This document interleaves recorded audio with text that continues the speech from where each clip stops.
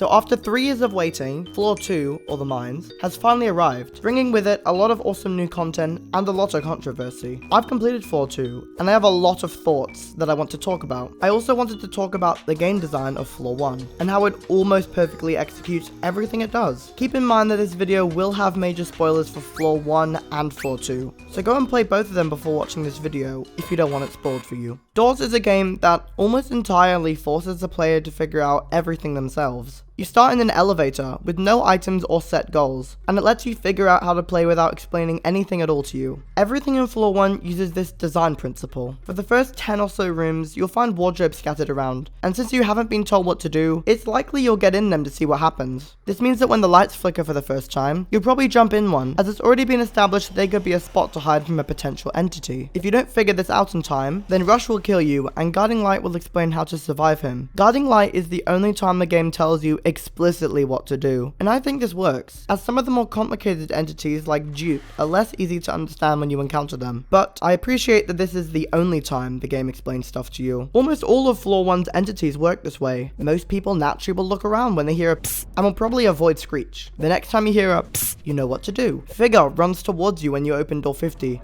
And only changes his path when Guiding Light breaks the lamp on your left, establishing that Figure operates from sound. This was made clearer with the recent Floor 1 revamp, and I think it does its job really well. Seek is horrifying to encounter the first time, and as a result, you obviously run away from him when he starts to charge you. The only entities that don't do this are Timothy, who is kind of a joke, and Holt, who is slightly confusing the first time you encounter him, but isn't too hard to understand overall. This type of game design is really good. I wish more games would use it. Why have a tutorial when you can incorporate it naturally and improve your pacing? If you have to explicitly explain a mechanic for players to understand it, then there's something wrong, and you should spend some more time exploring your mechanic. Now, Floor 2 mostly follows these principles, but there are a couple issues with particular parts of this update, most of which wouldn't even need a huge rework to improve. I think it's important to acknowledge the good parts of this update, as even though there are more problems with this floor than the hotel, it's also far superior in many ways. First off, some of the Floor 1 rooms got redone alongside the release of the mines, the most notable being the hospital, Holt's chase room, the courtyard, and the greenhouse. These fit the style of Floor 2 so well, and ensure that the hotel doesn't feel outdated. I will always respect when a developer goes back to improve old parts of the game. Holt got a new room in the mines, and I appreciate that it's not just a straight line like before. Having a couple simple puzzles to do during the chase, like pushing the minecart, improves this gimmick hugely by forcing you to focus on other things while backtracking. My only problem with this new room is that Holt doesn't actually follow the path. He just comes straight towards you like before. While it isn't a huge problem, it feels a little bit odd and wouldn't be hard to change if the devs revisit this room in the future. One of the 3 new entities is Giggle, who will fall off the ceiling onto your face and attack when you walk under him. He's pretty funny, and forces you to pay a bit more attention. I actually didn't know that you could stun him with any light until I had completed Floor 2. I thought it was only the laser pointer that worked on him, which caused me some problems later on, but we'll get to that. All things considered, he's a pretty good addition to the roster, and he sounds funny when you use the crucifix on him.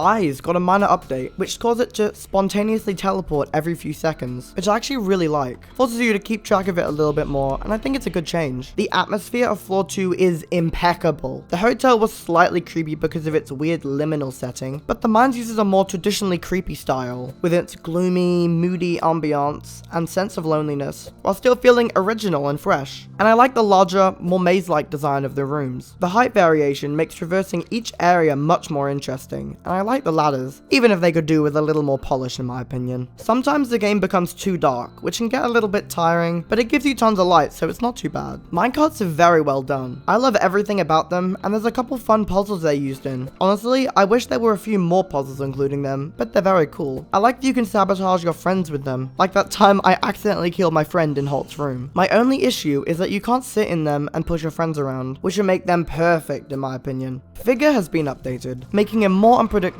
and giving him the ability to hear lockers and drawers opening. This just makes sense, and makes him feel a lot more present when he shows up for the stealth segments. He seems to be more aggressive in Floor 1 though, charging at the smallest of sounds, but he's mostly improved. I love the little clock you can use to distract him. It's very smart and improves his encounters dramatically. All other good changes aside, the best part of the mines is by far Seek's initial chase. This encounter only has one thing stopping it being perfect, but I'll get to that. The anxiety me and my friend had when we realized that the chase had started was not wasted, as after you run through this awesome collapsing cave, making jumps across collapsing bridges and dodging falling boulders, you fall after one jump and land in a minecart. Remember when I said that I wish minecarts were rideable? Well, they are in this chase, and it's done amazingly. You've got these barriers you have to duck under, while having to turn your cart to avoid dead ends. There's huge drops that add so much tension to an already incredible sequence. And then, once you reach door 149 and think you've escaped the danger, everything changes as a giant version of a giggle appears in front of you, forcing you to turn and fall as it pursues you, bringing you to the most controversial part of the mines. I'll talk about that later. But everything else aside, this is an amazing reveal, and really excited me the first time I saw it. These monsters are called Grumbles, and they're a matured version of the Giggles. I love their design, and it makes me hopeful that more huge monsters are included in later floors. The final boss battle with Damn Seek is awesome. The first time I reached it and the Seek music started playing again, I freaked out and ran for the door, completely missing the animation of it spawning. Anyway, this is a pretty cool boss fight. I love how much Doors is able to do with very simple mechanics, and the spectacle of this enemy is obviously very cool. This fight has a couple issues I'll get into later, but for now I'll talk about the ending. Once you drain Damn Seek and open the final door, you climb a ladder until you find yourself outside in the forest. The castle set is very awesome, and I love the remix of Elevator Jam that plays during this scene. I'm very interested in what potential future consequences Seek killing the Grumble Queen may have, and if we will possibly see her in a slightly different fashion in the castle. I'm also wondering, what happened to some of the monsters from this floor? Figure doesn't show up after a second encounter, and he's absent from the ending. Maybe this means he won't be in floor 3. But we'll see. As you'll now know, I really love this update, but I'd be lying to you guys if I said that there wasn't anything to be improved, and some things that need a complete rework. Some parts of this floor are bad, to the point that after playing it for 3 hours, Creekcraft actually rage quit and ended his stream due to the unfairness of some parts. Gloombats are sometimes really annoying, since they follow you for multiple doors at a time, ensuring you can't use any lights in an already very dark setting. And they're so loud that sometimes it's hard to hear any other incoming monsters, such as Rush, which can end a run. I've been attacked multiple times by Screech because I wasn't able to hear them screaming attacks. Also, the eggs sometimes appear directly in the middle of a path or doorway, even underwater where you can't see them, almost guaranteeing you'll lose a bit of health to them. Some of the recurring monsters have different behavior between floors 1 and 2, such as eyes not teleporting in the hotel. I feel like having certain changes to each monster depending on the floor is important, such as Rush shaking the room in floor 2, but except for small details they should remain the same, so as not to confuse players. For some reason, the particles summoned by Guiding Light last for ages during the chases with Seek. This sometimes makes it kinda hard to know which direction it went, especially in the super chase, where this problem is really obvious. Maybe just reduce the lifetime of these particles, or have them sink to the ground. Jumping feels really clunky, since the landing animation moves your camera so drastically. It feels slightly delayed, and is extremely apparent in the final showdown with Damn Seek. Some of these jumps are impossible, even though they look like intended routes, and half the time I'm not even sure if I landed on the platform. And when you do miss these jumps, trying to get back onto the platform is extremely frustrating, and you'll usually lose around half your health. I think the landing animation should be less shaky, and falling into the water should either instantly kill you, or have some kind of system to pull you out easier, instead of just spamming jump. Maybe we could swim instead of walking in the water, since it's so deep.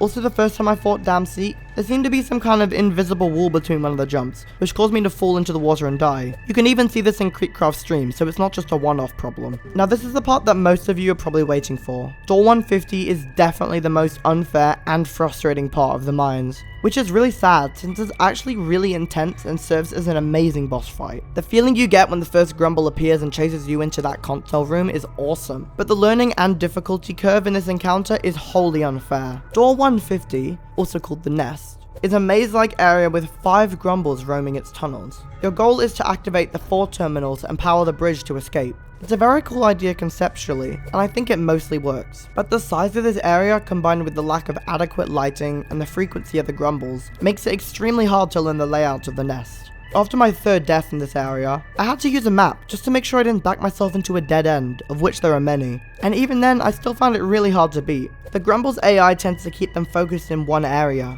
which means there were multiple spots I couldn't get out of for upwards of 10 minutes. One after the other, they just come down this one hallway, and I had nowhere to go, which is really frustrating. I also didn't know that the bulk light slows them down. Also, hide is in this room for some reason, which basically makes lockers useless, since the grumbles move so slowly that by the time hide is about to attack, they've barely moved away. Trying to learn the terminal locations as well is very hard, as there are 4 of them with 11 possible spawn locations in this giant maze. I really hope they rework this boss battle, since it's actually a really awesome spectacle and could be much more fun if they simply made some tweaks. Maybe add some occasional strings of lights that turn on and go in the direction of a terminal to help guide the player. They could change the grumbles' behavior so that they don't head to the same areas, keeping them more evenly spread out throughout the map. Add a map of the tunnels that you can put together to show you possible points of interest? I don't know. I don't work on doors, so I can't test any of my ideas. But I think if they rework any part of the game, this should be their priority. Now, with my criticism out of the way,